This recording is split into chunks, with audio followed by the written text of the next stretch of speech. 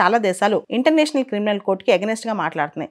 Against అయిపోయాయి. ఎందుకు అయిపోయాయో ఒకసారి చూద్దాం. ఇంటర్నేషనల్ క్రిమినల్ కోర్ట్ అనేది దాని జ్యూరిస్డిక్షన్ కొన్ని అంశాల్లో ఉంది. ఏదైతే ఇండివిజువల్స్ హీనియస్ క్రైమ్స్ చేశారో, దారుణమైన నేరాలు చేశారో వాళ్ళకి ఈ కోర్టు శిక్ష వేస్తుందన్నమాట, వాళ్ళని ప్రాసిక్యూట్ చేస్తే.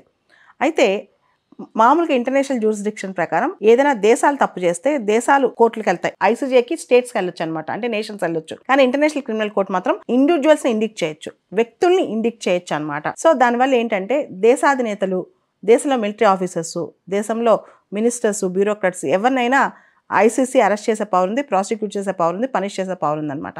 సో ఇప్పుడు ఐసీసీ బెంజమిన్ నెతన్యాహు మీద జారీ చేసిన అరెస్ట్ వారెంట్ ఎంతవరకు ఇంప్లిమెంటేషన్లోకి వస్తుందో చూడాలి. ఈరోజు బెంజమిన్ నెతన్యాహు ఈ అరెస్ట్ వారెంట్ ఇచ్చిన తర్వాత రియాక్ట్ అయ్యారు.